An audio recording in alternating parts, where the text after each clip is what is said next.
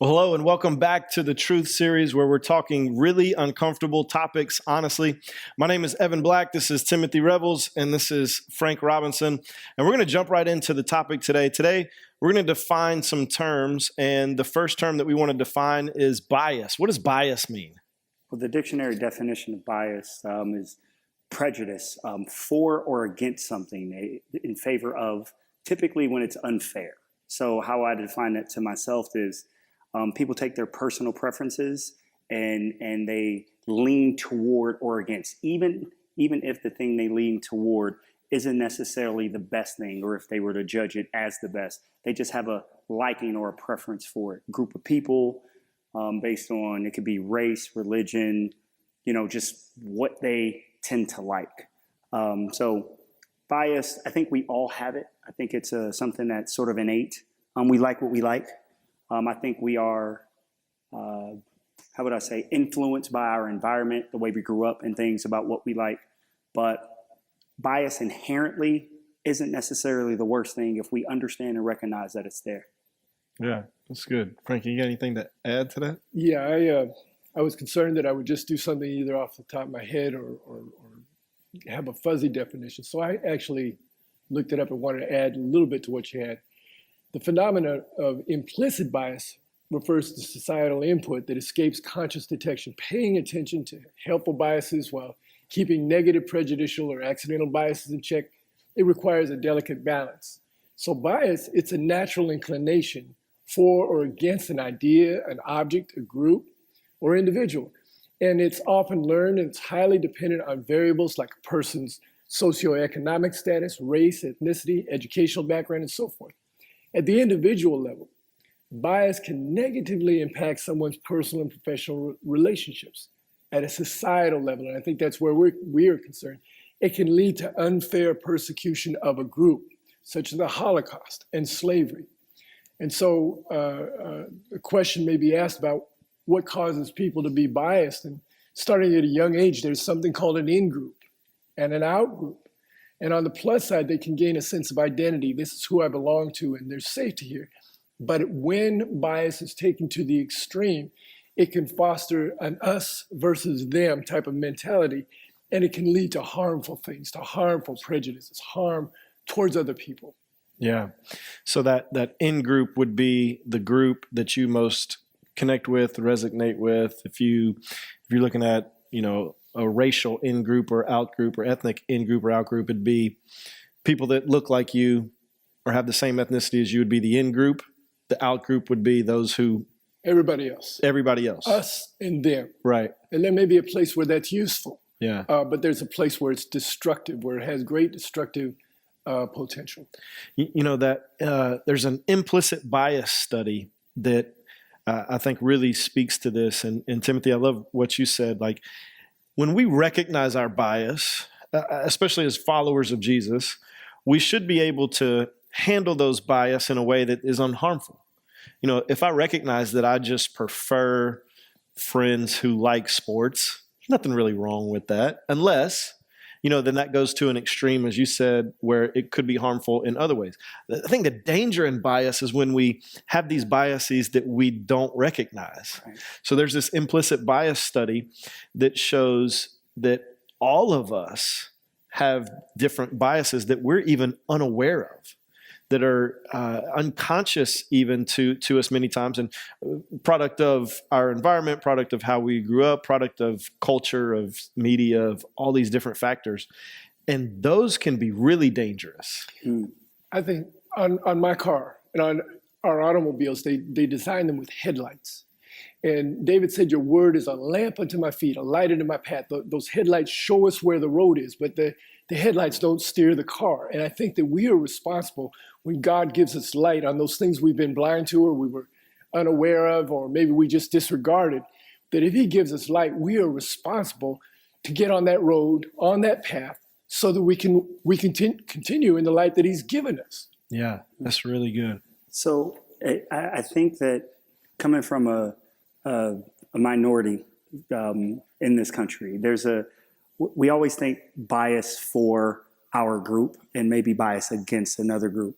But I think a lot of times we Black people, I don't speak for all Black people, but I've had this happen to me in my personal life, and I've seen it happen in other Black people's personal life. We sort of have a bias against ourselves. Yeah. Society has taught us through media, societal pressures, just the way the system is set up, that we're less than. And even we as Black people sometimes fall victim to that. So I've seen it in work where if we have another Black supervisor or something, we don't necessarily respect them as much. We have a bias for maybe a white person would be a better supervisor. That's a bias. Right. Now, what are we basing that on? Not that skill level of that supervisor, not the skill level of that leader, but the fact that society has told us white people are better leaders, right? Just through the way society is set up, through media, through most people who are in leadership positions tend to not look like me. So I think bias isn't necessarily, when we were talking about the in-group and out-group, sometimes we prefer the out-group, even though we're a part of this different in-group. Yeah. And I think that's something that I don't necessarily know if other racial groups, like a predominant racial group of white Americans, deal with that. But I know people of color deal with that because we struggle because the system is there in place where white prominence, white people are in the position of prominence, so therefore they might be better. Yeah. So I can give you a much less, probably a more funny and less impactful story of a white in-group member having bias against white in the in-group. After I finished playing basketball, I was a graduate assistant, and one of the assistant coaches, we were talking one day, and we were, he was ragging on me for not being that good and us not winning that many games. Said, "Man, we're never recruiting another white guy again." And he was white. Right, he was a white coach. Now, they recruited more white guys. He was completely joking. But this implicit bias study actually revealed some of that, where this study revealed how there are these implicit or even unconscious bias that many white people have towards Black people. But it also showed, to a lesser degree, implicit bias that many Black people had towards Black people, to your point. And again, I personally think with bias, if we can recognize them, then we can deal with them in a Christ-like way much more effectively than if those that we don't recognize that we have. There's a passage that says, "You that love the Lord hate evil." And he said, "Let love be without hypocrisy. Abhor what is evil or hate what is evil and hold on to what is good." And I think there's some things we can look at that are bad and some things we can look at as they're evil. Maybe we can see them better in other people. But if we found it a priority in life to look in the Word of God and to look in the mirror of the Word of God to see ourselves first, not just seeing it in someone else, but hating it where it exists, even when I find it exists in me, so that I'll be accountable and responsible. That when I see it, this is not like God. This is not what God wants for me. I need to get rid of this. Yeah. And then ask God to help you and then get rid of it. You're following the Word of God. You're following the light of the Word of God, and you're being accountable.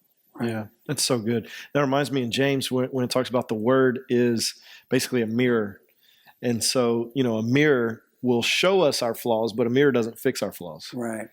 So the Bible should be a place of reflection where we're learning about ourselves, even these biases and how we handle them, so that we can do the work to move forward and eradicate those. I know we've got some other definitions, but with that mirror, I think that brings us to ourselves in another way, because I think that among us, we prefer mirrors that lie to us. Yeah. We prefer things that will tell us you're really okay. We prefer things that will tell us that you're not, there is no bias in you, there's no blemish in you, and then we don't deal with those things. And I think that we have to love God enough and love truth enough that we love it even when it finds us in those uncomfortable places. And I think outside of that, the preference is I'd rather something does not tell me about my ugly. Yeah. But I think when we mature in God and even in our lives, we want that mirror that actually shows us the real us. Absolutely. And you say when we mature. Hopefully we all mature. Right. Yeah. Well, because some of us don't. But some of us don't. But when we mature. So I'll use my example again of of being a Black person that sometimes we may have implicit bias against our own. We almost have to do mental gymnastics. Tell myself that I'm just as good. So I can look in the mirror and say, though my skin looks like it looks, and though society tells me that I am less than, I have to overcome that bias by doing mental gymnastics. And we can find things in the Word where we know that God came for all people, right? So if God loved me just enough, he came down and died for me individually, like he came down and died for everybody individually and collectively.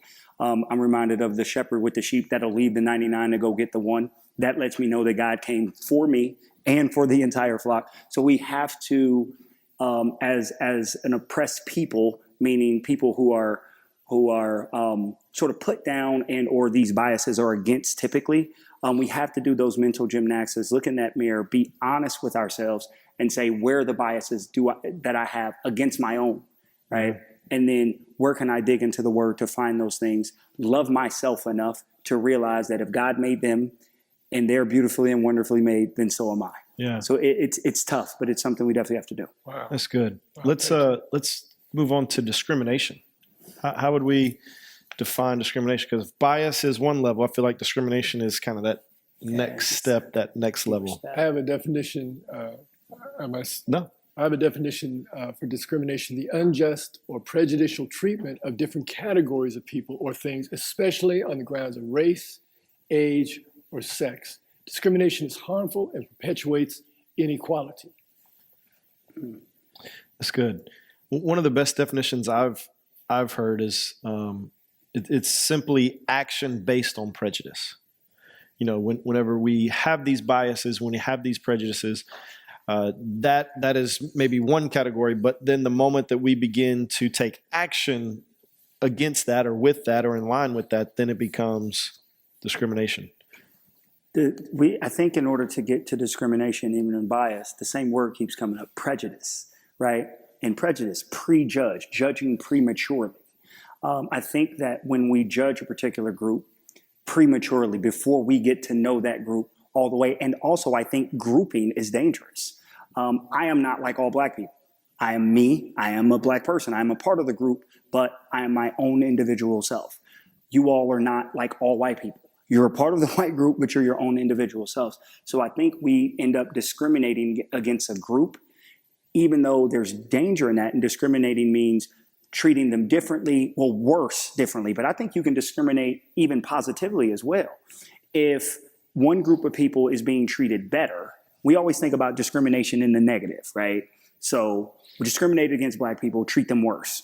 But wait a minute, it is also discrimination if not just you leave white people alone, but if you treat them better and give them preferential treatment. And I have another sports. Okay, my oldest son, when he was really young, he was just starting to play flag football. And he was one of only two kids on the team.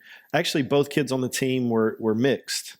But they were only two kids, I guess you'd say, of color on the team. And the coach was white. And the coach hadn't done anything with these kids. But we get out there. You already know where this is going. He gets out there. He doesn't know my kid from Adam.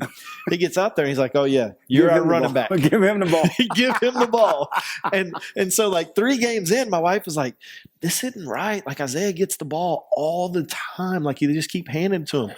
I'm like, "I know, but let's let this play out a little bit. Let's see where this goes." But it was clearly this prejudging because he looked Black, and because of that prejudgment, he's taking action to think this is the best way we can win. And that is discriminatory in its nature. Absolutely. It is discrimination. But it wasn't harmful, right? At least to my kid. Right, but to the others it was harmful, right? So I think that when we look at discrimination, we have to look at it in the positive and the negative, but both ways it's actually negative, right? Because things should be based on merit. Right. My kid didn't have to earn anything to get the ball more than the other kids. Right. And in life, we want people to have to earn things because if not, then we get a discriminatory society like we live now. Yeah. So let's move to this next level, which would be let's now define racism. Let's define racism. I'll take a swing. Yeah. It is prejudice again, right? Based on based on race, based on ethnicity, right? Because I think that there's even racism within races, right? It's you know, I'll speak for you know, in the Black community, right? There's lighter skin versus darker skin, so that's within one race, and it's essentially discriminating for or against, again, positively or negatively, having that bias. I think all these things are intertwined, for or against, based on what someone looks like, based on color. Now, that's the most dangerous, right? This is when you get, I am better than, or this group of people is so much better than, simply because of the way that they look, not based on anything other than these people look this way. And for me personally, as a Black person, that is the most dangerous thing that's going on in the United States of America. Yeah. I would add to that a couple of things. Our understanding of racism, it's got to expand. There is the traditional definition or meaning. My understanding of it had to expand, where it's more than just the preference of one racial group and prejudice against another group of people. Our idea of this, our understanding of this, needs to include understanding of power and economic opportunities. Absolutely. And outside of that, we will miss the greater picture and maybe even personally absolve ourselves from things that we are accountable to do. Institutional racism, that's also called systemic racism.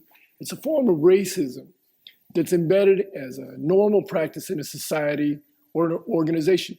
It can lead to issues having to do with discrimination in criminal justice, in employment, in housing, in healthcare, political power, education, among other things. Now, I wasn't saved all my life. I lived a certain life before I got saved. And I was stopped by the police lots of times. But the police treated me differently than they treated my friends of color. I could talk my way out of a number of things, whereas they might be treated, they broke my friend's arm, for example. There were repercussions that I think that were perceived in the police department from me versus them. And so I think we have to take into account not just a personal idea of racism, but an idea of racism at large in our systems, in our country. Is racism more about bias or discrimination? I don't think you could separate the two. And I think racism is a system. I think it is a purposeful system. I don't think it is just systemic. And I think that's a buzzword that people are using in 2020 over the social unrest that seemed to leave as quickly as it came, almost over the summer. I think the system is set up with racist tendencies within the system. Frank was mentioning housing, education, economics, the criminal justice system.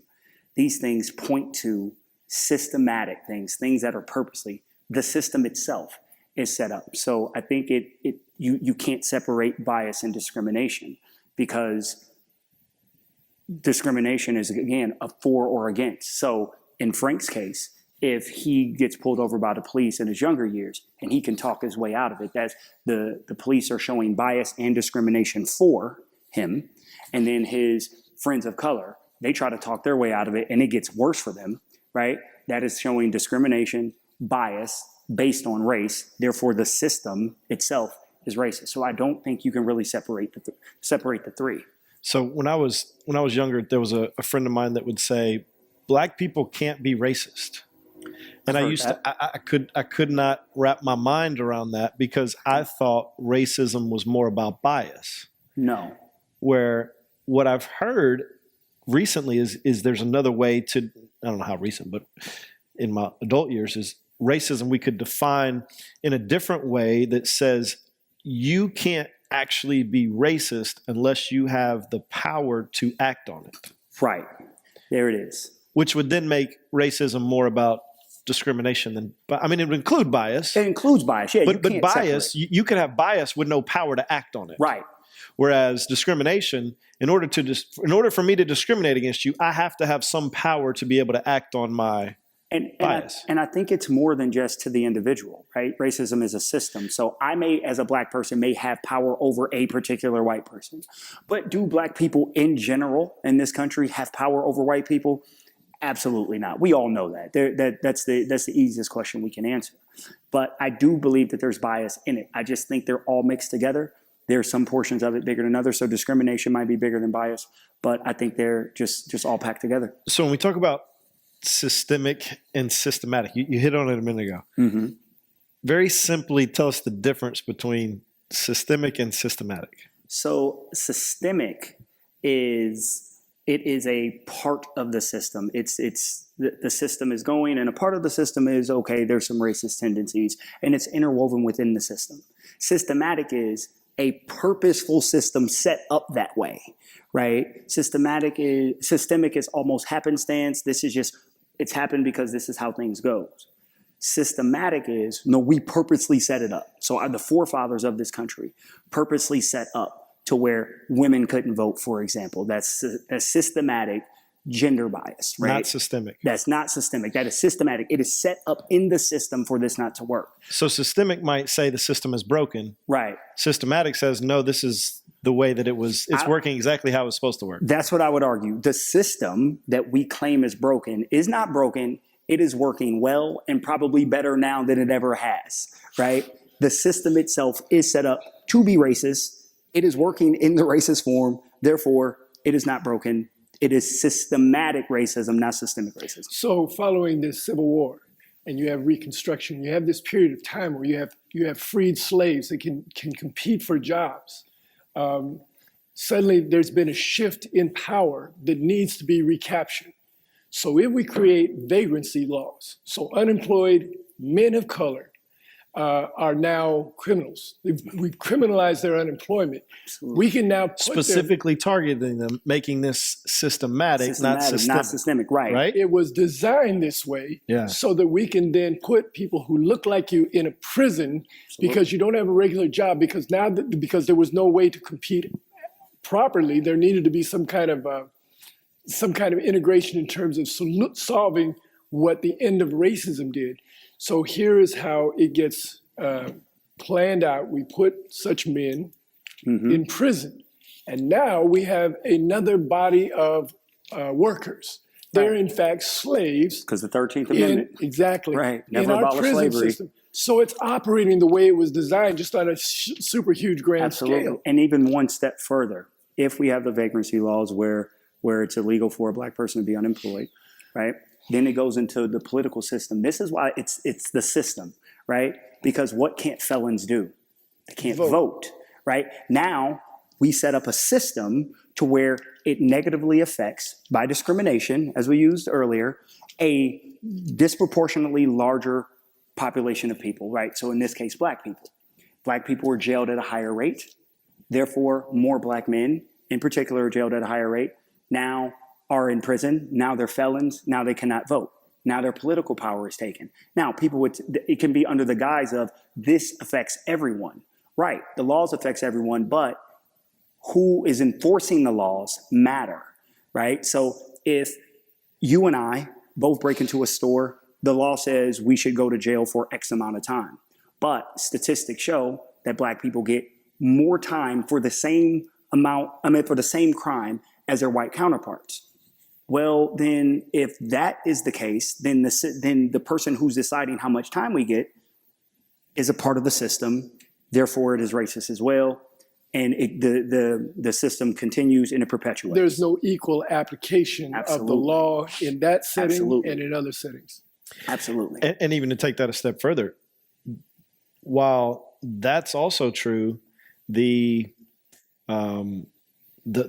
procedures and the policies and the trainings of even how we are policed are discriminatory. Absolutely. Meaning if me and Frank are in our suburban neighborhood that's predominantly white,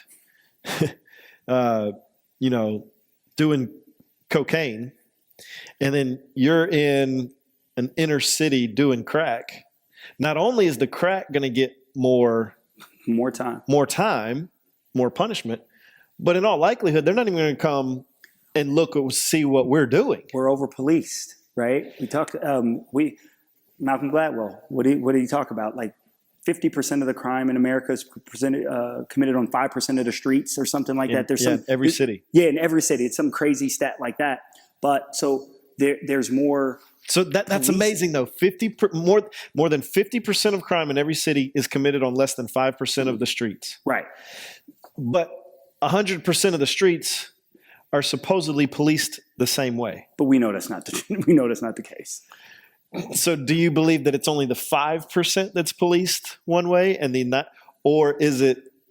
Well, the statistic is flawed, right? Because how do we know only 50% of the crime is in the 5%? Because the other streets aren't being policed at the same level, so the crimes are being committed. Your example, you're doing cocaine in your white suburban neighborhood. That's a crime. Yeah. It's not being policed, so they never catch you. Yeah. Right? Me and my crew, we're doing our thing and in my neighborhood, and they're over policed. They're like, oh, this is where we should be. No, how about taking a look under every rock? But those are those discriminatory practices, right, where you're over policing my community and not you're others. Looking for something with you, and you won't even see what we're doing over here. Because you don't even go there to look at it in the first place. I was thinking about that gentleman at the protest that he had his gun, he had shot people, and he walks by the police and he waves, they let him go. Their expectation was that he was not a criminal. I have one quote that I know we're running out of time. This was Joaquin Phoenix, and I thought it might apply here. This is when he won an award for the BAFTA Awards, and it was this year.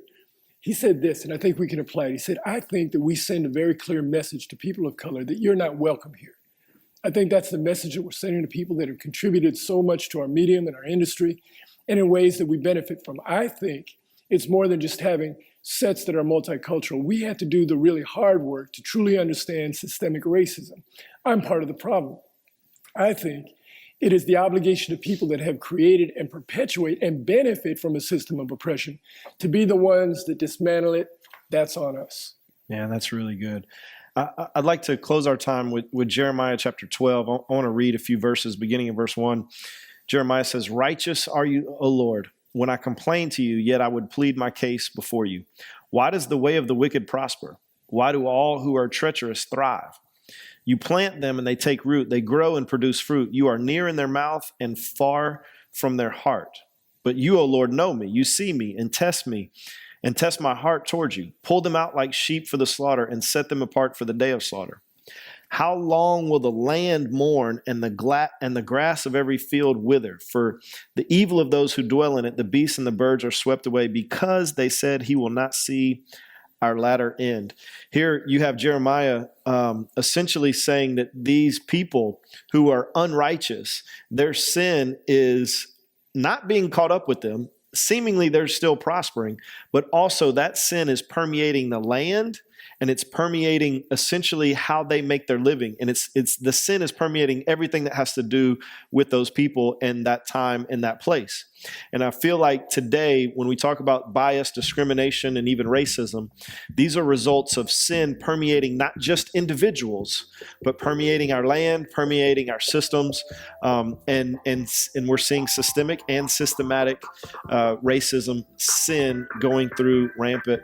And we have a responsibility as believers to pray against that, to speak up against that, and to do whatever God leads us to do to combat that.